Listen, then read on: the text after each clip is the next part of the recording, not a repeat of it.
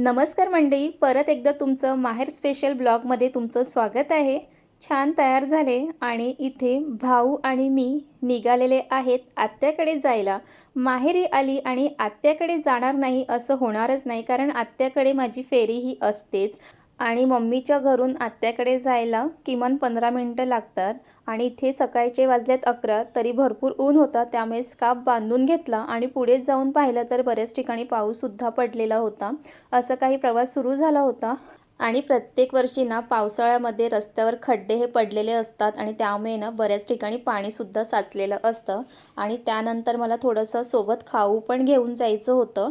मग ते घेण्यासाठी शॉपमध्ये आले आणि थोडंसं खाऊ घेतला आणि त्यानंतर मग आत्याकडे जायला निघालो आणि फायनली आत्याच्या बिल्डिंगमध्ये शिरलो.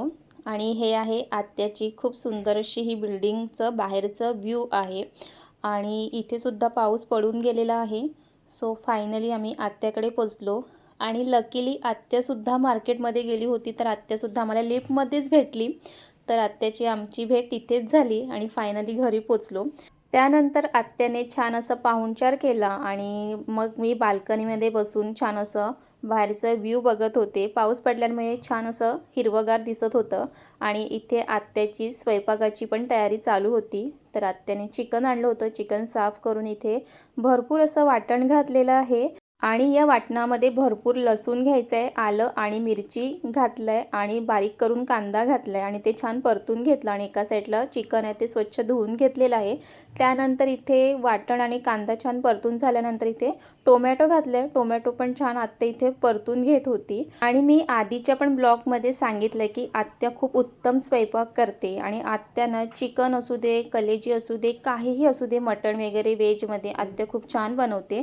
त्यानंतर आत्याने ह्यामध्ये घरगुती मसाला, काश्मीरी मसाला, हळद, मीठ, गरम मसाला हे सगळं टाकून घेतलं आणि थोडंसं पाणी घालून ना छान असं हे मसालेसुद्धा परतून घेतलेलं आहे. आणि त्यानंतर ह्यामध्ये एक स्पेशल असं गरम मसाला घातलेला आहे चिकनचं. हे घातल्यानंतर चिकन सुक्कलं अजून खूप छान टेस्ट येते. तर तुम्हीसुद्धा हा चिकन मसाला नक्की घालून बघा.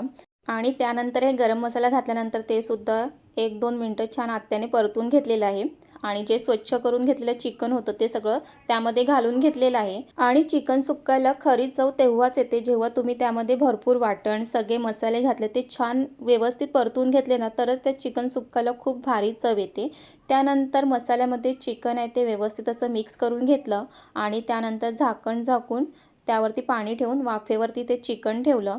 आणि त्यानंतर ना ही जी शीप आहे ना ती मला खूप जास्त आवडते.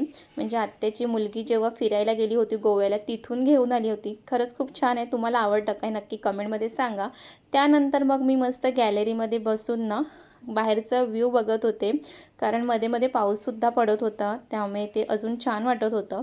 आणि त्यानंतर मग एकीकडे आत्याने चिकन ठेवलं होतं, ते सुद्धा एकदा उघडून पाहिलं. तर इथे आत्याने एकदा ते परत मिक्स करून घेतलं. आणि ह्यामध्ये ना पाणी अजिबात घातलेलं नाही आहे, कारण चिकनचं पाणी सुटतं. आणि एकीकडे आत्याने कलेजीसुद्धा फ्राय करायला घेतलं. आणि इथे तुम्ही पाहू शकतात की लसूण, आलं, मिरची याचं वाटण किती घेतलेलं आहे. जर तुम्ही कधीही कलेजी फ्राय करणार असेल ना, तर वाटण भरपूर ठेवा, तेव्हाच त्या कलेजी फ्रायला खूप भारी चव येते. त्यानंतर वाटण घातल्यानंतर वाटण छान परतून घेतलं. कलेजीमध्ये हळद, मीठ, मसाला, घरगुती मसाला, लिंबू हे सगळं टाकून वाटणामध्ये छान असं मिक्स करून घेतलेलं आहे. आणि त्यानंतर मिक्स करून झाल्यानंतर थोडंसं पाणी घातलं आहे आणि त्यानंतर झाकण झाकून छान असं एका साईडला ते ठेवलं. आणि एका साईडला जे चिकन ठेवलं होतं ते सुद्धा झालेलं होतं. आणि नंतर मग भरपूर अशी हिरवी कोथिंबीर घाली. आणि खरं सांगू का, आत्याच्या हातचं हे चिकन सुक्का तर आम्हाला भरपूर आवडते आणि खरंच खूप छान होते. तुम्हीसुद्धा ही आत्याची रेसिपी यांना नक्की ट्राय करून बघा.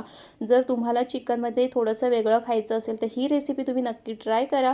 आणि तुम्हाला जर संपूर्ण रेसिपी बघायची असेल ना, तर आत्याची रेसिपी आपल्या चॅनलवर आहेतच, तिथे जाऊन पाहू शकतात. आत्याने सगळं जेवण बनवून घेतलं आणि त्यानंतर आत्याचा मुलगा घरी आला जॉबवरून.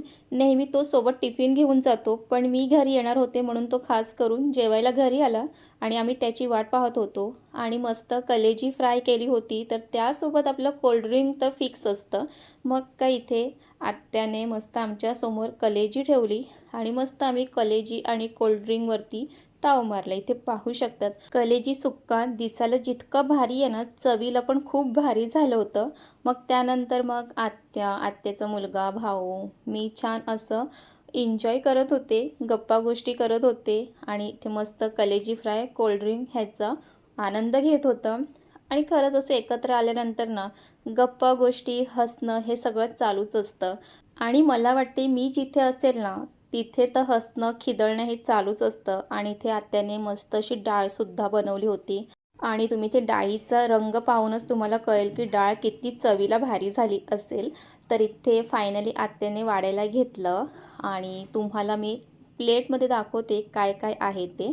तर इथे आत्याचा मुलगा आणि माझं, भावाचं सगळं इथे ना आमची मजाक मस्ती चालू होती. आणि इथे आमची प्लेट आहे ती तयार झालेली आहे. हे आपलं चिकन सुक्कं, कलेजी फ्राय, डाळ आणि सॅलेड आहे. आणि इतकं जेवण भारी झालं होतं ना, ते तुम्हाला मी खाऊन सांगतेच आहे. कलेजी सुक्कं तर खूपच भारी झालं होतं. आणि चिकन खाऊन सांगते. आणि मला तर आत्याचं हातचं चिकन सुक्कं खूप म्हणजे खूप जास्त आवडतं. आणि मग अशा पद्धतीने मी सगळं जे प्लेट आहे ते फिनिश केलं. आणि त्यानंतर मग जेवून झाल्यानंतर आत्याने सगळं आवरलं आणि मग आम्ही एकत्र बसून गप्पा गोष्टी केल्या. आणि त्यानंतर मग बाहेर पाऊससुद्धा पडत होता. मग परत गॅलरीत जाऊन छान असं थंडगार वातावरणाचा आनंद घेत होते. आणि गप्पा गोष्टीमध्ये इतका वेळ गेला की संध्याकाळ कधी झाली ते कळलंच नाही. आणि इथे आत्याला आतोजीच्या टिफिनसाठी चपात्या बनवायच्या होत्या आणि आत्या चपाती पण खूप छान बनवते. तर म्हटलं चला आत्या चपाती कशी बनवते ते तुमच्यासोबत शेअर करते. तुम्ही इथे पाहू शकतात. सुरुवातीला आत्या चपातीला थोडंसं लाटून घेते आणि त्यानंतर वरून तेल लावून घड्या करून घेते. म्हणजे घडीची चपाती ना खरंच खूप छान बनून पण होते आणि मऊ अशी बनून तयार होते.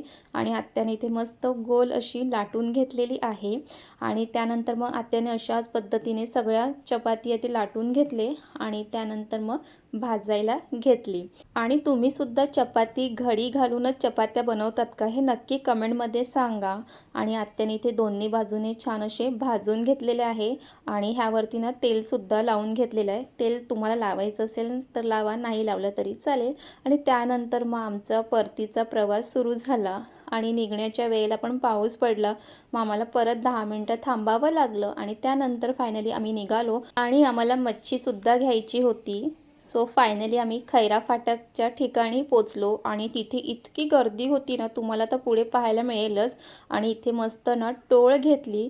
टोळ तुम्हालासुद्धा खायला आवडते का हे नक्की कमेंटमध्ये सांगा. इथे तुम्ही पाहू शकतात की इथे वेगवेगळे मच्छी आहेत आणि पुढे सुद्धा बरेच मच्छी घेऊन बसलेले आहेत. आणि तुम्ही सुद्धा बोईसरमध्ये राहत असाल आणि तुम्हाला जर मच्छी घ्यायची असेल तर तुम्ही खैरा फाटककडे जा. तिथे भरपूर अशा मच्छी घेऊन बसलेले असतात. आणि इथे टोळ आहे ती कट करून घेतली. आणि त्यानंतर ना इथे तुम्ही ट्रॅफिक पाहू शकता की किती ट्रॅफिक आहे. आणि इतकी ट्रॅफिक होती ना की तिथेच आमचे 5-10 मिनटं तिथेच गेले. आणि संध्याकाळच्या वेळेला ना इतकी गर्दी असते. आणि इथे आमचा पुढचा प्रवास सुरू झाला तर परत आम्हाला पाऊस लागला. मग परत एका ठिकाणी आम्हाला 10 मिनटं थांबावं लागलं. थोडासा पाऊस कमी झाला मग आम्ही पुढे निघालो. आणि आम्हाला तिथे जाऊन शॉपिंग पण करायची होती. मग शॉपिंग करण्यासाठी गेलो आणि तिथे पण पाऊस सुरूच झाला होता. इथे तुम्ही पाहू शकतात. आता पावसामध्ये तेच असतं, मध्ये पाऊस मध्येच थांबतं, हे सगळं चालू होतं. आणि शॉपिंग वगैरे करून ना भूक लागली होती. मस्त एका ठिकाणी गरम गरम वडे मिळत होते. मग काही मोह आवरला नाही, मस्त वडापावचा आस्वाद घेतला. आणि आता वडापाव म्हटलं की त्यासोबत तर कोल्ड्रिंक हे असलंच पाहिजे. आणि वडे इतके गरम होते ना त्यामुळे खायलासुद्धा मजा येत होती. आणि बाहेरनं खरंच परत पाऊस सुरू झाला होता. आणि या पावसात ना वडेपाव, भजी हे खायची काहीतरी वेगळीच मजा असते. हे सगळं खाऊन झाल्यानंतर मग फायनली घरी जाण्याची वेळ आली. आणि इथे मस्त प्रवास करत होते. आणि पावसाला एकच सांगत होते की आता पाऊस काही पडू नको, घरी पोचू दे, नंतर जितका पाऊस पडायचा आहे ते पड. पण पावसाने ऐकलं. मग काय पाऊस पडला नाही. आणि मग फायनली गावामध्ये पोचलो. आणि गावामध्ये पोचलो ना की असं वाटते की आता आपण फायनली आपल्या घरी पोचणार आहोत.